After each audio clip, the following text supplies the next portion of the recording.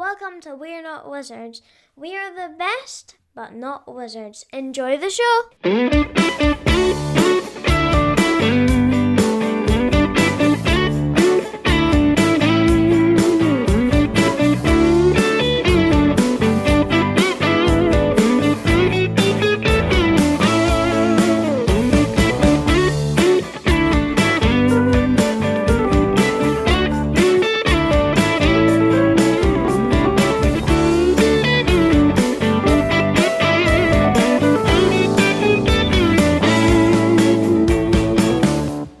Votes for Women board game review. Fort Circle Games. Some games are purely here to entertain, where you'll be playing on made-up characters in made-up locations against made-up enemies using made-up resources to achieve made-up win conditions. You'll learn how the game works and what strategies will win the day for you.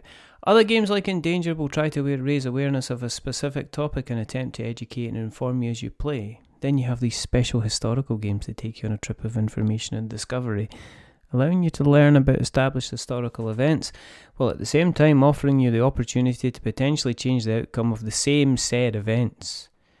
In Votes for Women from Fort Circle Games, you take the journey and battle for the ratification of the 19th Amendment to the various states of America, gathering support and making women's suffrage a reality in the face of the opposition for maintaining the status quo. Votes for Women is a card-based area control game. Main actions are decided based on a hand of 6 cards in every round. The game's asymmetrical, so both players will have a slightly differing powers that will change how they start the game and how they played the game to win. The game is split into 2 main parts, where the suffrage movement is trying to get enough support in the Senate to force the 19th Amendment to a vote, at which point the game moves into its final area control part, where both sides are trying to get the majority in every state. Playing is fairly straightforward. Your main actions in the game will revolve around the use of cards in order to play events that will help your side, or trading cards for an action instead. Some of the event cards will have effects that last an entire round, while others will be historical events that will stay in play for the rest of the game and allow other cards to be played. The main board is broken up into a coloured control area, with each of those areas feeding in the states that surround them.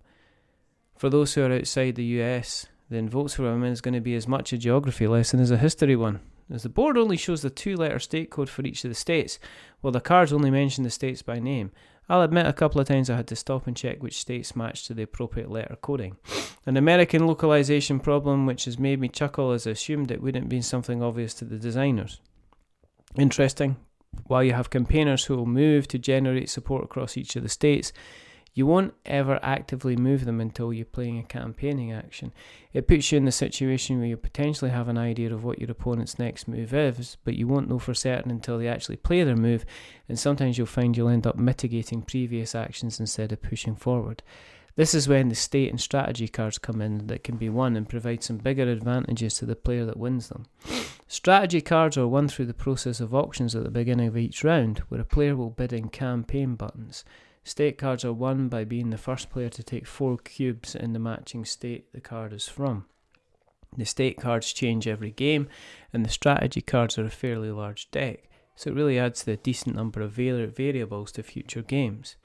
Votes for Women is a 2-act game, with the first act consisting of the suffragists placing 6 congressional markers in order to pass the 19th Amendment for ratification.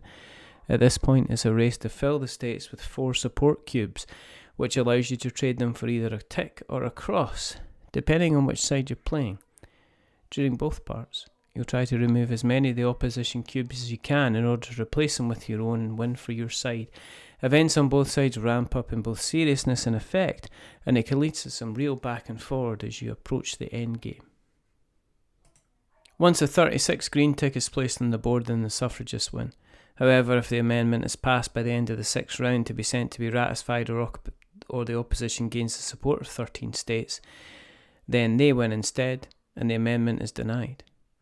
Votes for Women has been designed to appear exactly how you would expect a game based around this time would look, with board font and graphic design having a simple retro look and feel. Each card contains a miniature history lesson in its own right, with both informative text in the bottom of the cards as well as the main illustrations, which often contain photographs of the main players of the movements on both sides. Once the game is up and running and the map starts to fill with cubes, ticks and crosses, then the entire board becomes one huge political coloured type party. It gives an overall table presence that's extremely different to what I'm used to seeing grace my table, but it also serves as an important purpose of allowing you to see what the state of the board is in at any time. As I've mentioned previously, there's some slight frustrations incurred with the state names being absent from the board and even the rulebook, but overall there's been obviously a lot of work put into the overall presentation of the Votes for Women. In terms of learning, what's clear, well laid out, and relatively easy to understand. The rulebook for Votes for Women gives useful examples as you learn the game, and it's actually pretty easy to learn off the rules without even the need to running a few practice rounds beforehand. We only came unstuck a few times in the game, when we weren't sure if an ongoing event triggered on every round, which would have been extremely overpowered for the suffragists. By the time you're on the second turn, you should have a grasp of what you should be doing. It would be nice to see a turn reminder on the back of the rulebook, because I'm old and forgetful. In terms of timing, you're looking around about an hour and a half to get through a normal 2-player game. There's not a huge amount of setup time, with both players needing only to the draw deck at the beginning of the game, and considering there's only 2 players, then you can bag the components up in preparation for when you start. Votes for Women could have been a much simpler game, with dictated historical facts as you roll towards victory. It could have been dull, something that paid mere lip service to the real struggle that occurred during the time. What you get here instead is a tight area control game in a very pure form, where every action is closer to victory in one way or another.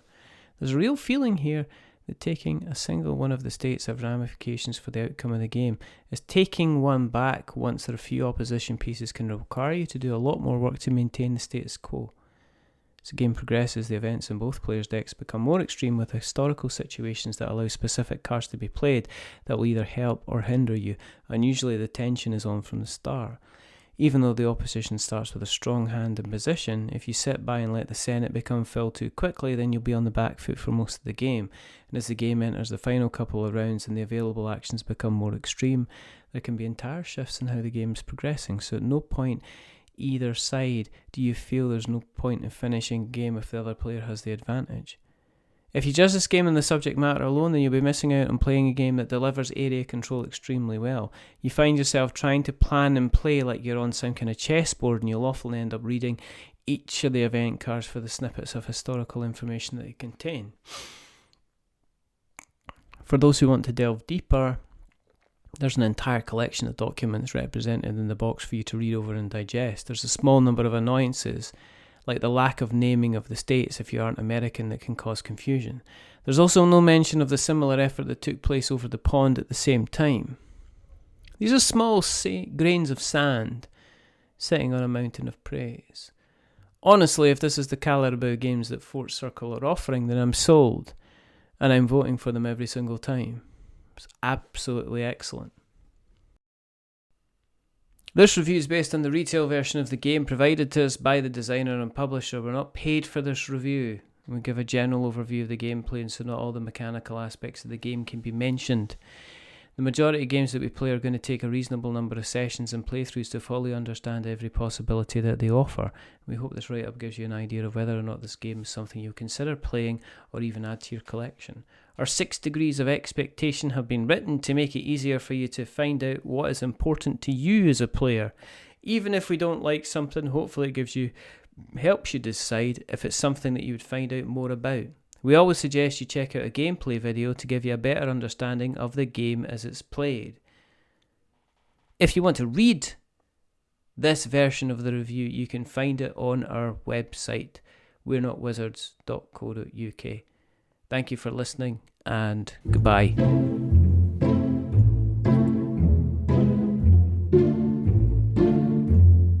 A wizard is never late.